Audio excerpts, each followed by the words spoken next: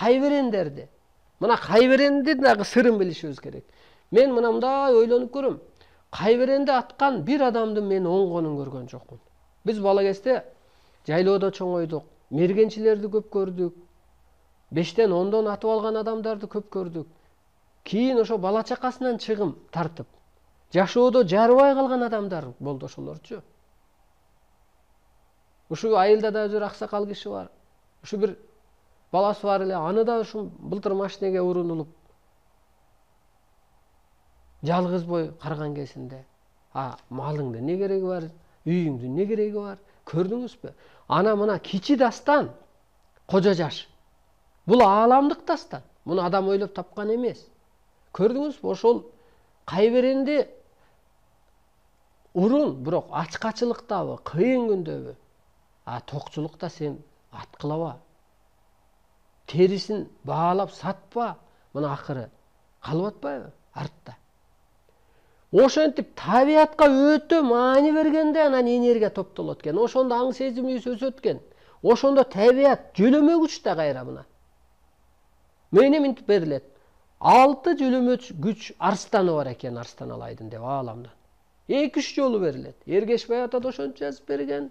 Алайлык ошо Зүлфия да ошончо жазып берген. Дагы бир Кубаныч деген аппаратта ошон таң калгам да булардын. Космос бирле тиге нерсени көрүп турат турбайбы? Ар кимге башкачараак. Ошон үчүн духум бийик да мына. Ошон үчүн кайтпас мында. Же болбосо мына коёндор жылы, же болбосо чычкандар жылы туулган, же маймылдар жылы. Менин кызым бар, ошондой чычкан жылы туулган. Кибиреп, мынтип эле жашап жүрө берет. Мына мүнөзү да окшоп калып атпайбы? Сиздин да жөлөмө күчүңүз бар. Жөлөмө күч бул ошол жана жаныбарлардан. Арбай күч, аалам күч бул ата тег арбайыңа. Эки башка. Мына кээ бир мазарга барып биз азиз көрдүк деп калат да. Көрүнүш катары көрөбү, же ачыктан көрөбү кээ бир адам. Эми ал жылаан да, ошо табиаттын, ошо мазардын ээси экенин. Биз ошого маани бербей келип атпайбызбы? Мына Тибеттик кыргыздарда Жолдошбек Султанов айтып атпайбы? Ошондой бир балалуу болгон кезде той берерде топос соёт деп. Анан топос менен кадимкидей сүйлөшөт деп. Топос, сен мага муктаж болуп атасың, сени соёюн десем, башын чайкайт биринчи деп. Анан аябай ушинтип сүйлөшөт деп. Анан бир кестенен жатып берет деп атпайбы? Караңыз мына, урматтуу улуу журтум. Биз табиатка ушинтип сүңгүп киргенде табиат күчтөрү анан Арстан Алайга, кыргызга кызмат кылып берген атат. Биздин керемет куралыбыз төл рахаттанып, анан унчукпастык, дагы бир малды карап унчукпастык болот го мисалга. Ар нерсени изилденип, унчукпастык, эмгек, гармонияда болуп атасың. Эмне менен энергия чыгып кеткен?